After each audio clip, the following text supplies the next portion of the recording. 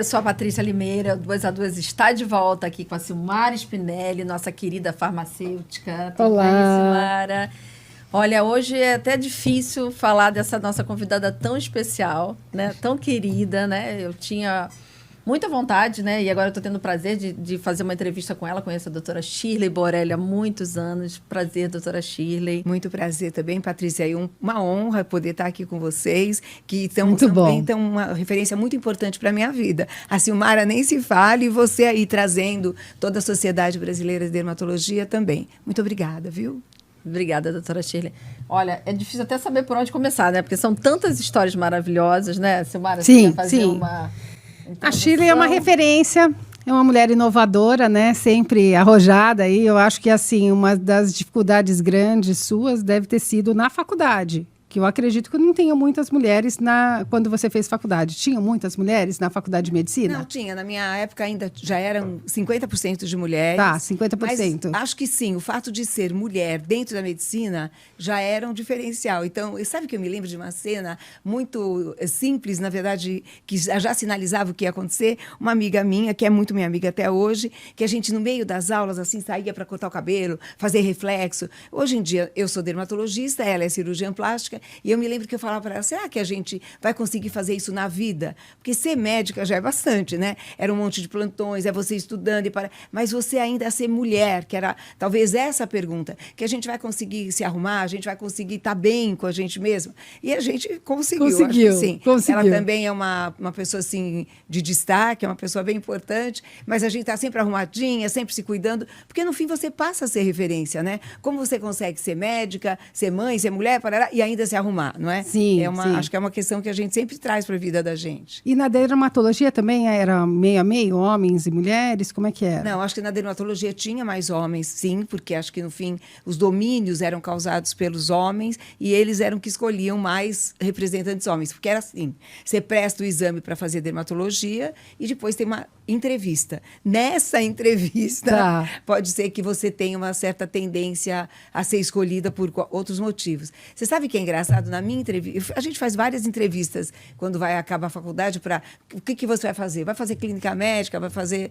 E eu tinha, talvez, essa dicotomia. O que eu vou fazer, né? Ou eu vou fazer endócrino, porque o meu pai era diabético muito grave, então tinha muitas coisas que eu queria que serviam de referência para a minha vida, e a dermatologia, que era assim, já tinha um professor meu me influenciando muito. E eu me lembro que eu só falava de amor na minha entrevista, que não tinha nada a ver tecnicamente. Você vê como já é meio doido, né?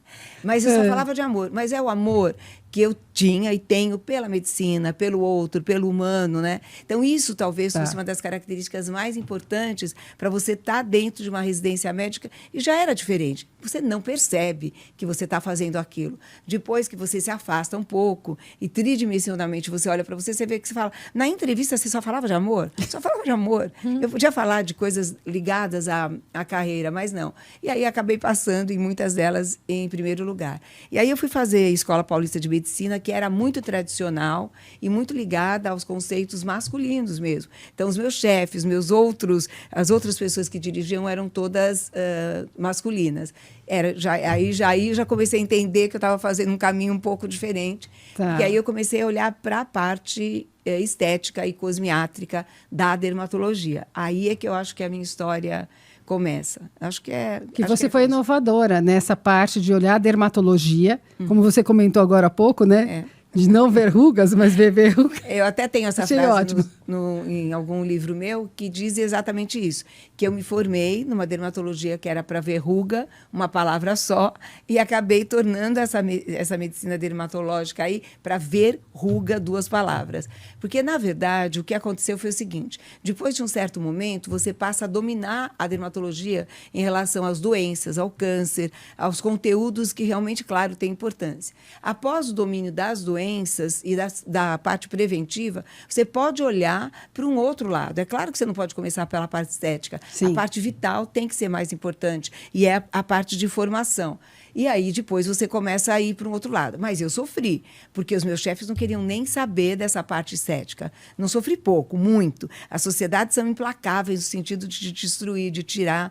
Só que o meu chefe, apesar de, na frente de todo mundo, ser um cara que queria mostrar essa seriedade, no sentido de que aquilo, estética não, ele me chamava nos bastidores e falava, vai em frente. Você tem um potencial para trazer essa parte que é nova para a medicina, né, para a dermatologia. Esse meu chefe, inclusive, ele é falecido, mas ele tem um filho dele que é dermatologista, mas também daqueles mais tradicionais. E esses caras que, às vezes, têm um filho na dermatologia, mas adotam outros filhos, né? Então, esses caras, quando adotam a gente, acaba que dá certo. E você tem que acreditar naquilo que você está trazendo, não só como uma contestação, mas como uma realidade, como um crescimento para o paciente que você está atendendo, né? E você sempre trouxe tudo de uma forma muito séria, né? Então, sim, isso é extremamente importante, sim, né? Tem que ter ciência atrás daquilo que você está trazendo. Mas, basicamente, é o que a gente faz até hoje, olhar para o indivíduo como um todo, né? E acolher esse indivíduo tecnicamente, emocionalmente e psiquicamente, né? Porque, na verdade, você traz um mundo quando você traz esse paciente. Eu falo que, agora que a gente trabalha tanto com essa parte do rejuvenescimento íntimo e coloca a paciente em posição ginecológica por um tempo maior do que a gente fica lá com a ginecologista, porque aí é um mundo que você traz a pessoa, ela está exposta de uma outra maneira, né? Mas você tem que ter repertório para poder abordar essa paciente. Não só técnico, mas vivencial. Porque muitas histórias emocionais também passam por ali, né? Quando você vai na ginecologista, ela faz o toque, passa lá a tinta para ver se você tem alguma Sim, coisa no colo do útero e acabou a consulta. Ela vai conversar com você, mas aquela posição que você está realmente, aquilo é muito vulnerável, né? sim. Então, você tem que ter, eu acho que tem que ter uma história de vida. E uma relação de muita confiança, né? É muito bacana o dermatologista conquistar esse espaço, né? Sim. Porque é novo, né? é novo e a mulher te procura e, né, não só para tratar, né? Ela se entrega, né? É praticamente isso que você está falando, né? Você estava contando um pouquinho sobre essa parte do rejuvenescimento íntimo, que era um tabu, né? Sim. Né? Eu percebi muitas pessoas comentarem. Eu lembro que eu fiz uma divulgação na pandemia sobre um aparelho para rejuvenescimento íntimo, né? E aí falei, olha, eu estou aqui numa clínica que tem um aparelho super interessante que trata, né, faz rejuvenescimento íntimo, trata incontinência urinária e tudo mais. E você sabe que as minhas amigas não comentaram no Instagram. Elas vieram no privado falar onde que é. É bacana, é seguro. Né? Você fez, você gostou. Com vergonha, exatamente. Então, quando numa abertura das minhas aulas, quando eu falo disso, eu falo exatamente isso. Tem uma foto minha, bem bonita, com uma roupa bonita, e eu falo que foi realmente a minha história de vida que me trouxe para isso. Que comecei a olhar para as mulheres sem rugas, já muito jovens e tendo incontinência urinária. Então, eu comecei a pensar assim, então elas vão estar sem rugas, mas de fraldas, né? Porque é mais ou menos isso. Sim. E eu me lembrava mesmo da minha mãe, das minhas avós, já usando alguma coisa para conter incontinência urinária. A incontinência urinária é panágio da mulher, porque a gente tem toda uma conformação anatômica que propicia isso. E se a gente começa a perder os hormônios, isso vai ficando mais relaxado e você vai perder urina quando tosse, quando espirra e até espontaneamente. Acontece que, junto com a queixa da incontinência urinária, vem a flacidez dessa área, vem a falta de lubrificação, vem a falta de libido, vem muitas coisas que você pode ajudar essa mulher. Então, hoje em dia, as técnicas e tecnologias para isso vão desde os lasers, sim, a reposição hormonal, que também é implacável nesse sentido, o ultrassom microfocado, o preenchimento. Hoje em dia, você trata essa parte íntima como se fosse uma nova face. Eu tenho um evento que chama-se BOT, que é o Body on Top, que fala de tratamentos minimamente invasivos para o corpo, e a gente fazia assim, tratava do pescoço para baixo, pulava a parte íntima. Porque aquilo era como se não tivesse a ver com a gente. E não dá mesmo para você tratar isso se você não tiver formação. Porque eu olhei para essa parte há muitos anos atrás, na época da minha formação acadêmica. Aí a gente foi para Portugal, compramos cadáver fresco lá e abrimos esses cadáveres para poder estudar a parte íntima. Então, não é assim que você chega e vai fazendo. Você tem que entender o que você está fazendo, que é o que a Silmara trouxe, né? Você sempre faz consciência. E é consciência uma palavra só e é duas palavras também ao mesmo tempo, né? Sim. No sentido de que você tem que entender o que você está fazendo, porque são pessoas, né? E você tem que não errar, tem que tentar entender o que está acontecendo. Então, eu faço essa comparação. Eu falo, gente, realmente, como que vão estar essas mulheres? A gente está mais bonita, assim. Uma mulher perto dos 70 anos não estaria como a gente está hoje, né? Ainda fazendo novos voos, novas braçadas, né? Essas fotos estão rodando muito no Instagram, né? Comparativo entre uma mulher de 50 a 30 anos atrás e uma de agora. Sim. Com 40, com 50, é completamente diferente, né? E a gente teve até muito mais ativa. Um fato muito interessante, você viu, da Miss, né? Da Argentina, que com 60 anos vai representar a Argentina. Maravilhoso, né? No Miss Universo, né? Incrível, né? Assim, legal que não tem mais acho que foi a primeira vez que eles não fixaram idade, né? E aí chega uma mulher de 60 anos, ela é belíssima, né? Olha que incentivo, né? Que para todas nós, né? Para todas nós, né? Vale a pena se cuidar, né? Sim. Só finalizando o que você falou do laser íntimo, que eu acho super importante, porque né, a gente que está nessa área, né? Está acostumado. O laser íntimo, por exemplo, ele é uma prevenção, né, doutora? Ele não é só... As pessoas têm que saber disso, né? Podem marcar uma consulta para tentar entender e prevenir, né? Acho que como toda a medicina e como toda a dermatologia. Fala assim, que idade a mulher tem que começar a fazer os tratamentos de face? Com 25, com 30, ela tem que começar a estimular o banco dela de colágeno. Porque a gente vai gastando com tudo. Em relação ao hormônio, em relação ao sol, em relação ao cigarro, em relação ao estresse. Então, vale para o restante do corpo como vale para a parte íntima. Só quem tem incontinência urinária? Claro que não. Você pode aprender a fazer toda essa contração do assoalho pélvico com técnicas, com tecnologias, para prevenir no futuro. Até porque não somos só mulheres na menopausa que têm essa queixa. Atletas têm essa queixa, mulheres jovens têm essa queixa. Então, esse olhar de prevenção da parte íntima, ela vale de uma maneira quase igualitária para todas as idades. Então, é verdade, a gente tem que começar a se prevenir cedo, né? Logo que a gente se entenda como mulher, de fato. Ou seja, informação é super importante, né? Sim. E a gente sabe muito que você está aí à frente de vários congressos, eventos super importantes, você foi pioneira também em relação a isso, né? Conta um pouquinho para a gente desses congressos, desses eventos que você está muito focada. E para nós jornalistas ali, né, além de tudo que a gente tem de acesso por internet, televisão e todos os veículos, assim, um congresso, né, ele é o nosso parquinho de diversão, né? A gente tem ali as novidades, as tendências, né? Quando é um congresso lá fora, o que vai chegar daqui a pouco no Brasil. Então, é super bacana, né? Você está à frente disso há tanto tempo, né? Sim. Hoje em dia, a gente pode olhar para o Brasil de uma maneira totalmente igual a gente olha para os países mais desenvolvidos e, às vezes, até mais. Porque como a gente é muito mais livre na maneira de pensar e usa muito o corpo para poder se expressar também, eu acredito que hoje em dia a gente esteja realmente como assim, referência, né? Referência. Então, a gente fez um congresso agora do Body on Top, uma versão europeia, então a gente fez em Madrid, que foi o maior sucesso, quebrando muitas barreiras de preconceitos que a gente tem isso internacionalmente. Talvez os Estados Unidos menos, mas a Europa é muito preconceituosa. Quando eles começam a envelhecer, eles usam um lencinho no pescoço, cobrem a flacidez do pescoço e, acabou. Não tem esse olhar que a gente tem no sentido de poder melhorar todas essas questões. Então, realmente, aqui no Brasil, a gente tem alguns cursos, além do que a gente tem pela sociedade. Um deles é esse BOT, que é o Body on Top, que trata desses tratamentos corporais não invasivos e que a gente levou para fora e que foi realmente visto assim de uma maneira muito extraordinária. Além disso, eu tenho particularmente um curso que chama-se Curso Intimamente, que fala de todas as modificações, tanto da parte íntima feminina quanto masculina, e as conexões que toda essa parte e que o indivíduo tem com a mente, de como isso vai interferir. Então, ele chama-se Intimamente, já no sentido de abordar essa parte toda. E tem um outro curso que chama-se WIN, que é um curso que a gente traz com todas as novidades de todos os conceitos, tanto da parte farmacêutica quanto em tecnologia. Então, tudo que tem de novo, publicado de 2 em 2 anos, que é um curso, uma coisa que também não tem. Você tem isso entremeado nos congressos, mas não tem isso de uma maneira tão direcionada. Além de tudo que a gente faz o restante, né? O consultório, os congressos que a gente é convidado. Então, isso é disruptivo, na verdade. A gente acaba trazendo outros conceitos. Não é fácil trabalhar com eventos, né? Então, acho que realmente tem essa parte toda que é inovadora, que dá muito trabalho, mas que é muito gratificante também. Então, Shirley, agora falando de tudo isso, né, vamos tomar o nosso colágeno. Sim, que vamos lá. você já falou que oferece na clínica, né? Ofereço, eu faço exatamente isso. E que é, na verdade, isso. Eu falo para o paciente assim, o que você quer tomar? Um café, uma água ou um colágeno?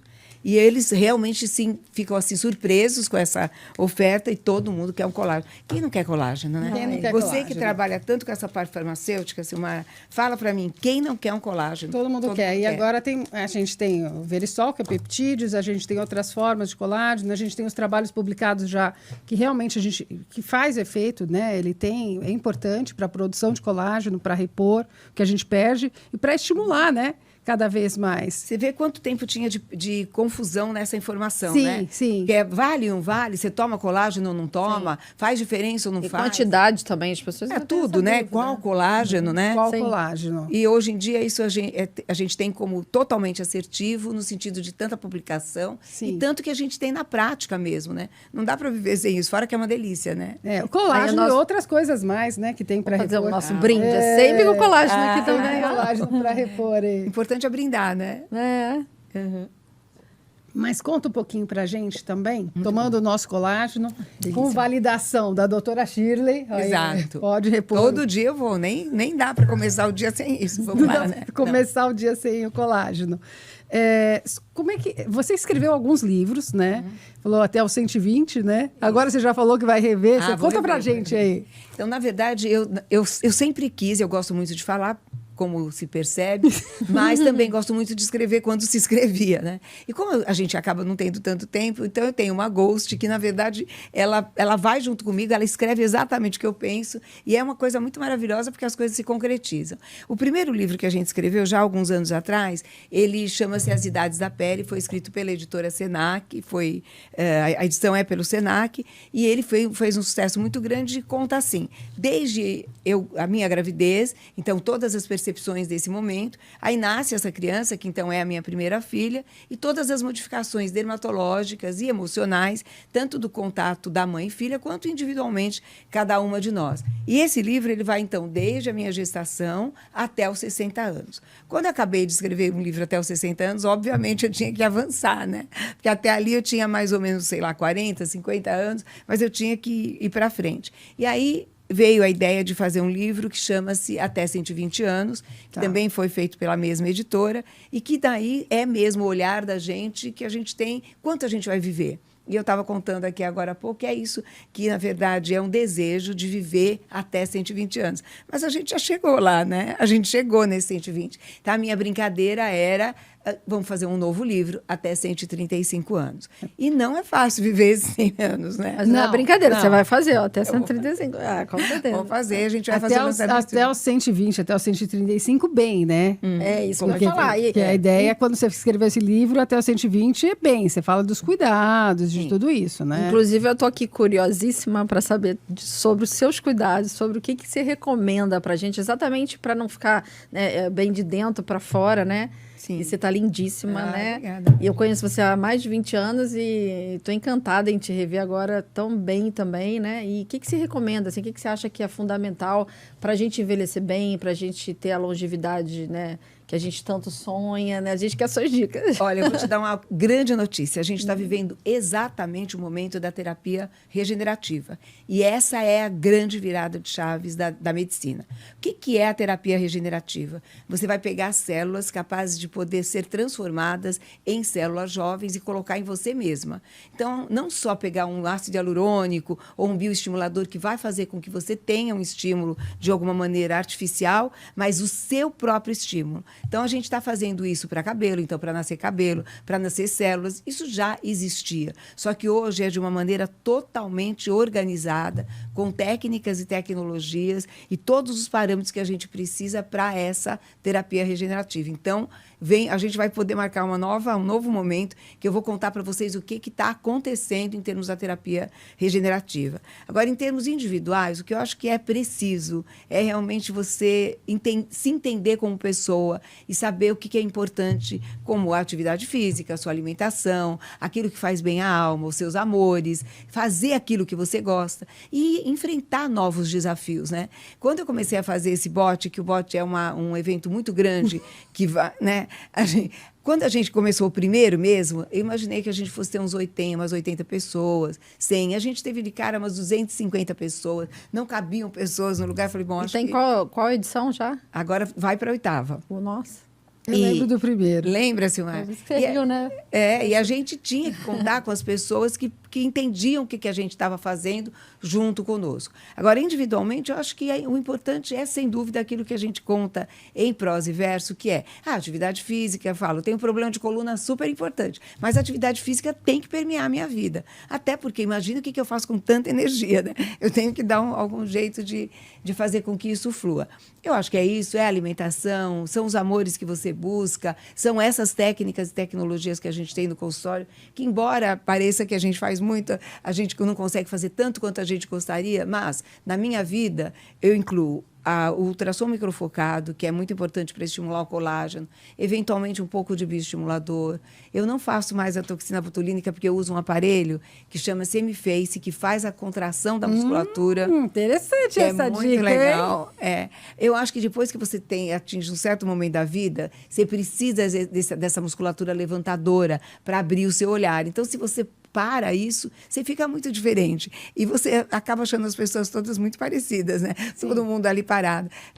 Até nesse evento que teve agora no Bote, em Madrid, uma das pessoas que iria vir não veio, e de repente eu vi uma outra pessoa e falei, nossa, mas ela veio, mas não era ela. Porque as pessoas estão todas iguais, né? A gente fala assim, a gente nasce único e quer morrer cópia. Por que a gente faz isso? Não, tem que ser único, né? Agora, é lógico. Importante. Você não, o M-Face, desculpa te interromper, mas o M-Face, né, não substitui Botox. Não substitui. Porque também certa idade, ou a partir de certa idade? Que você não, você pode usar sempre, você pode usar junto. Mas, como eu ficava muito diferente, aquilo me dava uma certa... Eu comecei a fazer mais a técnica de campo elétrico, que é o que tem no M-Face, para ter um movimento mais natural. Mas é claro, se eu parar tudo, vai ficar bom também. É que eu, às vezes, não me reconheço. Mas as técnicas são essas. E uma coisa que aumentou muito foi o olhar para cabelo, muito. Existem campos muito definidos nessa parte. Eu me lembro, eu trabalhava com Mário Greenblatt no Einstein, ele era totalmente calvo. E ele tirava um documento dele quando ele tinha cabelo e mostrava para o paciente. Falava, olha, a evolução é inexorável. Eu era assim e eu fiquei careca. Hoje em dia, ninguém precisa ficar careca, ninguém. Nem homem, nem mulheres. Vale a terapia regenerativa, valem todos esses cuidados que a gente também ensina em consultório, tem medicamentos específicos para isso. E, claro, para a gente como pessoa também tem muito critério e muito protocolo específico, individualizado. Então, qual é a receita para estar bem ou não, né? Estar lúcido já é um privilégio, né? Eu acho. Eu entro... Quando se dá para correr atrás, não é? Não, e essa questão do movimento, essa questão osteoarticular, que eu acho que também eu fico olhando, assim, quanta gente da mesma idade, de bengala, com uma bengala, 2 bengalas, andadores, isso também é muito limitante, né? Então, de você ter movimento, ter cabeça para poder enxergar o que está acontecendo na questão da psique, que não é fácil, né? Ter memória para entender todas essas coisas e ter afetos, né? Que eu acho que ontem, ainda conversando com um paciente meu que trouxe o pai dele para internar e acabou não internando, às vezes a gente quer fazer coisas técnicas para pessoas perto de nós, né? Vou internar, vou fazer. E o que a pessoa precisa é de amor, né? Tirou o pai e falou, não, o que eu preciso é conviver com ele. Eu falei, olha, parabéns. Porque, às vezes, a gente, no sentido da pressa da vida da gente, esquece que o grande caminho é o amor compartilhado, né? Isso não tem dúvida, né? Você falou tudo, porque isso é o mais importante. Eu acho que esse olhar que você tem é extremamente diferente, que é olhar não só... não adianta você colocar o Botox... E aí você não está andando. Então, você tem que cuidar do todo, né? Você tem que cuidar de tudo. E não ficar todo mundo igual. Né? Essa é o que você falou, uma tendência. Tem vai ficar todo mundo parecido. Não, você é único, né? E isso é extremamente importante. Agora, você sabe que, às vezes, a pessoa não está andando, não está pensando, não está respirando, e você faz procedimentos dermatológicos e melhora a autoestima desse paciente, dessa paciente, e a pessoa também muda. Melhora nesse aspecto. E, às vezes, a pessoa quer o seu contato, né? Se você não estiver lá, se você não abraçar a pessoa, se o seu carinho não for dado, aquilo também não vale de nada. Então, você vê uma medicina que eu faço há quase 50 anos. Gente, é muito tempo, né? Então, tem muita coisa que foi trocada, muita história que a gente dividiu, né, e realmente compartilhou. Eu acho que essa é a medicina que eu entendo, né? E não só como medicina, mas como pessoa mesmo. De você levar toda essa emoção, essa energia, né, para as pessoas. Não é fácil, né? Sim. Mas tem que ser autêntico, tem que ser verdadeiro, você tem que realmente entender qual é o seu papel aqui. Acho que o meu era esse mesmo, né? De trazer uma medicina diferente daquela que a gente aprende academicamente, mas, e mais do que isso, ser uma pessoa que possa estar acrescentando para outras pessoas. A gente entra em contato com muita gente. Se a gente puder deixar um pouquinho de cada coisa, desse afeto, né? Dessa alegria, Sim. né? E é o que a gente estava falando também. Todos nós temos problemas, né? Muitos, né? E aí, o que vai diferenciar uma coisa da outra é como a gente olha para esses problemas, né? Sim. E as pessoas que estiveram com a gente nessa caminhada, que não é fácil, mas que é emocionante, né? Fala Sim. que a vida não é fácil, mas vale a pena. Mas por isso que você consegue ser tão inovadora e tão vanguardista na tua área, porque você olha o que a pessoa precisa. Quando a gente tem esse olhar para o ser humano, o que ele precisa, a gente consegue olhar a inovação, né? Sair do que é estabelecido e conseguir. Você viu que a estética era mais assim, que a parte de estética também era importante na dermatologia, né? E quanto não mudou, e quanto não evoluiu, e quantos tratamentos, né, não melhoram a autoestima de uma pessoa com melasma, com alguns problemas na pele. Você deve ter histórias aí incríveis, né? E mesmo trabalhar com tecnologia num país subdesenvolvido como o nosso e trazer aparelhos tão sofisticados, eu não tinha dinheiro. Eu ia pagando meus aparelhos com o trabalho que eu ia fazendo. Era muito louca. Então, eu trabalhava no Einstein, que tinha, claro, condições de comprar esses aparelhos, e eu queria ter isso no meu consultório, porque eu ia uma vez por semana para lá, até levar o paciente. Tinha muitos obstáculos até chegar ali. Então, comprar, colocar isso na prática, empresariar, porque a medicina, olha como ela tem uma dicotomia, é tão amorosa e, ao mesmo tempo, você precisa de investimento em dinheiro para poder comprar essa tecnologia, né? E eu fiz uma medicina, uma dermatologia, em que o meu professor dizia, você não precisa nem tirar a história. Você olha para o paciente e a lesão dermatológica é o que manda. É verdade. Isso é muito verdade, porque você faz o diagnóstico, muitas vezes, num primeiro momento, da lesão dermatológica, mas não do todo. E, para mim, interessava o todo. Eu queria olhar para o todo. Então, trazer esse conceito, que é óbvio, né? Mas só se torna óbvio na hora que a gente trabalha, que a gente executa, que a gente traz isso de uma maneira de vivenciar realmente. Mas eu acho que isso era a história que muita gente acabou vivendo junto, trazendo junto. As pessoas falam para mim assim, você foi minha inspiração, você é minha inspiração, né? E é muito bom que seja assim. E, às vezes, são pessoas simples que inspiram a gente, né? Sim. Não tinha nada de muito diferente. É que era a coragem de trazer para fora aquilo que dentro me incomodava, né? Então, eu queria coragem, isso, né? A coragem. E eu falo isso todos os dias para as minhas filhas. O que a vida exige da gente, minha filha, é coragem. E é mesmo, né? Verdade. Porque a gente tem que... E essa coisa mesmo de agora estar começando esses novos projetos, né? De tanto evento, que é uma coisa difícil também de você trabalhar no paralelo. Porque aí você tem que falar com os fornecedores, patrocinadores, os palestrantes, o lugar que você ilumina, como que é a passarela. Você vai a passarela do Último Bote? Era uma passarela esse evento? Foi maravilhoso. Que medo! Né? A passarela era no meio de tudo e as telas de aula eram dos dois lados. Então, a pessoa que ia dando aula desfilava ali, olhando. Maravilhoso, né? É muito louco. E agora... Vocês ainda têm que fazer isso, né? Ainda tem que dar informação no Instagram, tem que, né, tá atualizado, desfilar no evento, porque faz parte, olha. E agora é tudo baseado em inteligência artificial, né? Então, você vê que o mundo, ele passa a sair daquela mesmice. Como que o cara sabe o que você está pensando? De repente, você olha no lugar, aquilo já te conectou de uma outra maneira. Você pode trazer a sua aula toda em inteligência artificial, trazer aqui um movimento. Gente, é muito louco. Como que eram as minhas primeiras aulas? Era naquele negócio de, né, celofane, sei lá o que você projetava. Nossa, depois você levava... Reto projetor. Depois você levava o diapositivo. Nem sei disso, nunca vi isso. Não, sei. E hoje em dia... Eu ouvi falar disso. Falam que o mundo mudou. Então, você consegue hoje ver tridimensionalmente o que você quiser em imagens do jeito que você conseguir, né? E até aquelas que você nem imagina. Então, é muito bom que a gente possa estar aí. Mas e aí, assim, é um desafio, porque a gente fala da longevidade, né? Eu acho que você é uma pessoa que você escreve sobre isso, fala sobre isso e você vive isso, né? Porque assim, você está com novos projetos, né? Você está começando novos projetos, então acredita muito nessa questão da longevidade, né?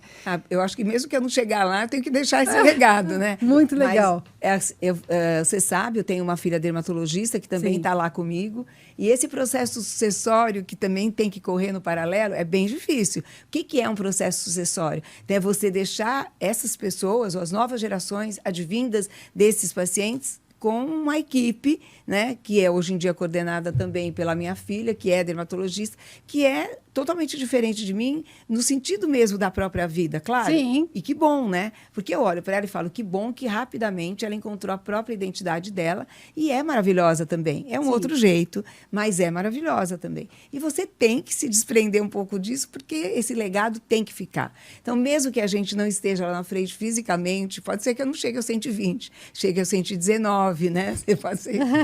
Mas alguém tem que continuar e a gente tem que deixar esse legado de alguma maneira, né? Mas isso também é uma vitória, porque desgarrar das coisas que foram construídas não é uma coisa fácil. Como é que você faz isso? Como é que você encara poder deixar as coisas? Ou tem gente que tem dificuldade nesse processo sucessório, mesmo que seja filho, né? Sim, eu tenho dificuldade também, mas a minha dificuldade é muito mais emocional do que técnica. Então, eu sei que tecnicamente está todo mundo protegido e todo mundo embasado, mas emocionalmente é difícil mesmo, né? Porque você está ligado ao paciente e o paciente está ligado em você. É uma história de amor dos dois lados, né? A medicina, como muitas profissões, ela permite esse tipo de negociação, né, emocional, de afetos, né? Doutora, também é um desafio para eles, né? Porque ter você como referência, né? E a cobrança dos pacientes que sigam, né, de alguma forma, o caminho de sucesso, de responsabilidade, de credibilidade, né? Sim. É um desafio, né? O que tem acontecido nesse processo sucessório automaticamente é que as gerações mais novas acabam ficando mais com as médicas mais jovens e com a minha filha. Essas pacientes que estão comigo há 50 anos, nem eu quero mudar, né? Não, mas não é só a questão técnica, isso elas resolvem. É a questão emocional e é como a gente foi levando a vida. Eu sei a história inteira da vida das minhas pacientes, como elas sabem a minha, que a gente se medica, a gente se dá dicas, não é? É assim porque nós somos pessoas também. Mais do que ser só médica ou ser uma referência, nós somos pessoas. Sim. E nós servimos de referência diariamente para todo mundo, né? Então, acho que é isso. Acho que não tem muito problema, não. Acho que a gente tem que entender que a gente não é eterno, né? E que as coisas que ficam é que devem ficar eternamente, né? Acho que é mais isso mesmo. Doutora, deixa eu fazer uma perguntinha, voltar aqui no assunto que acho que a mulherada adora saber, enfim. A toxina botulínica, né? A gente usou o Botox, mas é uma marca, mas a toxina botulínica. Achei muito interessante porque você falou aí, parece que assim, tudo que a gente lê, a gente... não, tem que ser a toxina, né? Não tem jeito, qualquer coisa que você faça passa pela toxina, tem fios de sustentação, tem as tecnologias. Mas você falou uma coisa que é muito interessante. Então, não claro, ela está ali no arsenal, né? Sim. Mas você pode, cada indivíduo é uma coisa. Claro. Você optou, e sendo uma médica, dermatologista, uma referência, que ela não é o melhor para você nesse momento. Nesse momento, não, mas eu também eu repenso. Sim, se for o caso. Que é meio que padrão. Você abre o Instagram, quando você começa, né, como é algoritmo, eu, por exemplo, sigo muito, né, gosto muito desse assunto, né, trabalho com isso. Então, toda hora vem toxina, fios e tal. É como se fosse, né, um padrão para quase todo mundo. E o importante é que você está falando. Cada indivíduo deve ter o seu protocolo. Se respeitar. Agora, na verdade, a técnica da aplicação da toxina botulínica também pode ser muito individualizada. Então, eu quero trabalhar só alguns pontos aqui e não quero trabalhar os levantadores. É possível, já fiz de várias maneiras também. E aquilo que você muitas vezes decide num determinado momento, às vezes combina de um outro jeito, né, num outro momento. Mas, então, não sou contra, não. Acho que ela cabe totalmente, assim, muitos procedimentos dermatológicos, até porque, se você não paralisa o movimento, você continua gastando aquele colágeno. Mas pode ser de maneira suave, pode ser de maneira impactante, pode ser de várias maneiras. Então, eu já fiz também, imagina, tem mais de 30 anos que a toxina botulínica existe. Nós trouxemos num evento que a gente tinha aqui, que chamava NUDEME, que era o Núcleo de Desenvolvimento da Medicina Estética, isso com o Otávio Macedo, o Gorgônio, que também fazia parte, a Patrícia Ritz, eram algumas pessoas na época que já tinham esse olhar, só que era multidisciplinar, com várias especialidades. A gente já tinha esse conceito. A gente trouxe o Klein para fazer a aplicação da toxina botulínica, colocando dentro do músculo para ver qual era aquele que contraía e onde a gente tinha que aplicar a toxina. Hoje em dia, a gente tem os pontos já considerados consagrados. Claro que varia de uma pessoa para outra, mas imagina o quanto não evoluiu. E evoluiu muito mesmo a própria aplicação, né? Que a gente paralisava muito, hoje ela é muito mais natural. Sim. Porque o que se pretende hoje com a dermatologia, com essa parte cosmiátrica, é sim rejuvenescimento, mas o mais possível próximo daquilo que é naturalidade. Natural. Então, quando a gente fala em harmonização, que é um termo que a dermatologia não gosta de usar, o que a gente não pode é substituir a harmonização por demonização ou por coisas artificiais, que isso a gente não pretende. Mas a gente já passou por vários processos. Tem pessoas que você olha e você fala, não é possível, né? Que é uma transformação, o que a pessoa está buscando, né? Outra coisa, né? Eu vi recente uma postagem com a Dani Moore, que ela estava, há uns anos atrás, com as bochechas Inflada. bem inflada, deformada, e agora ela recuperou aquela coisa natural, né? Isso é Tirou, muito né? legal, Tirou muita coisa. Ela perceber isso, e ela está mais velha, e Sim, está mais bonita. natural e mais bonita. E é muito interessante isso, saber que é possível, com a tecnologia certa, com os recursos certos, com os bons profissionais, Sim. né, alcançar isso. Né? E isso é o olhar também do médico. É do paciente, mas é especialmente do médico que vai fazer esse contraponto. Ah, eu quero um lábio desse tamanho, eu quero uma bochecha desse tamanho. Você discutir com cada um o que é melhor, o que combina mais e o que vai fazer com que a percepção do estético e natural seja bem-vinda, né? A doutora está falando de lábio, a gente tem um produtinho hoje aqui pro lábio. Né? Lábio é bom, né? E para finalizar, eu queria que você falasse um pouquinho do que você recomenda sobre longevidade, né? E aqui a gente tem, eu acho que o médico dermatologista está cuidando dos lábios também, agora é uma outra parte que cada dia mais tem avançado, né? Rejuvenescimento labial, né? De todos os lábios, né? Pequenos lábios, grandes lábios. De todos, de Aquela que tudo. só brinca com tudo. Não, mas é verdade. É lógico, a gente está falando dos lábios em relação à face, Sim. né? Mas a gente também faz os grandes lábios Sim, em relação sim. à parte íntima. O que eu recomendo? Eu recomendo é um tratamento que venha de dentro para fora, sempre. Então, é toda essa parte de ingesta, tanto de produtos que a gente formula individualmente, que vão desde o colágeno e vários outros produtos que a gente faz, até essa parte externa. E que não se perca isso, porque a dermatologia acabou perdendo muito essa parte que era extremamente individualizada, que é da prescrição dermatológica. Prescrição né? individualizada. Individualizada. Eu vejo que os jovens hoje em dia não sabem formular, Sim. né, Silmara? Sim. E não entendem aquilo que eles estão prescrevendo. Então, acho que o grande segredo é de dentro para fora, primeiro, dessa prescrição, de fato, daquilo que o indivíduo deve tomar, tanto do ponto de vista que a gente formula, quanto aquilo que ele deve comer. É claro que tem a ver também com as outras questões, como o sol, o cigarro, o estresse. Isso que a gente fala muito, que parece muito óbvio, mas não é. Realmente, eu fiquei impressionada como ainda a Europa fuma. Fuma, É muito. impressionante. E de você ver como eles ainda jogam bitucas de cigarro no chão, Sim. que é o pior, né? Sim. Você fala, gente, não é possível. Fumam muito. Muito. Ainda tomam muito sol, porque como não tem sol o tempo inteiro, eu acredito que eles tomem muito sol quando tem e eles usam muito essas câmeras de bronzeamento. Isso é totalmente proscrito, a gente não deve fazer. Eu tomo sol como vocês tomam, a gente mora num país ensolarado, mas tem que usar filtro. E hoje em dia a gente entende que o filtro tem que ser usado no corpo inteiro, porque na hora que a gente está sendo exposta ao sol, todo o organismo, como um todo, entende que aquilo está acontecendo. Vocês sabiam disso? Sim. Que hoje em dia o corpo inteiro responde à exposição solar. Então tem que usar realmente, se puder usar um creme hidratante que já tenha filtro solar, melhor. E realmente essas coisas que a gente traz aqui. Os bons profissionais acompanhando cada um, prescrevendo produtos e tratamentos que sejam individualizados e que caibam, de fato, tanto no budget de cada paciente, que isso também vai variar, quanto na própria vida e como isso vai ser protocolado. Então, acho que é isso, é de dentro para fora, são as questões emocionais, são as questões físicas, e é tudo que a técnica e a tecnologia pode proporcionar de maneira natural.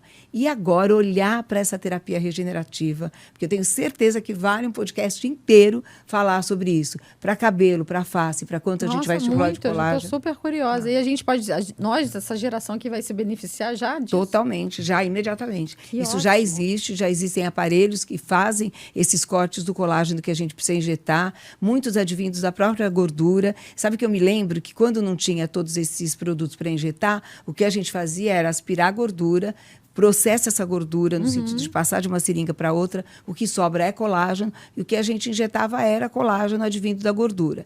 E eu tinha uma geladeira de gordura que eu usava para as próximas vezes, porque a gordura é absorvida, uma parte, e aí a próxima vez que a pessoa vinha já tinha gordura para poder injetar. Isso é um retorno à coisa que a gente já fazia. E essas células advindas da gordura, elas têm totipotência, que é um sentido de transformar as células em células mais jovens e, portanto, com mais capacidade regenerativa. Então, e agora tem aparelhos que ajudam a gente a fazer isso de uma maneira muito mais eficiente e com cortes muito mais programados. Então, já está convidada a vir falar da terapia com um podcast só disso. Só de terapia regenerativa. Adoramos ter você aqui conosco. Obrigada. Foi uma delícia, um privilégio. Obrigada. Nossa, um prazer enorme. Acho que realmente tem que ter mais um podcast para a gente. Uma delícia. A palavra é prazer, gente. Por isso que eu falo tanto de certeza. rejuvenescimento íntimo. E a gente tem que ter prazer em tudo que faz, né? De estar aqui dividindo e estar aqui com vocês sorrindo, que é uma delícia também, né? Quando a gente fala e é agradável, é bem-vindo. Muito obrigada. Doutora, vamos aproveitar que com uma presença como você aqui, a gente tem que brindar várias vezes, tá? Verdade. Super obrigada. Saúde. E venha sempre. Saúde. Muito obrigada. Saúde.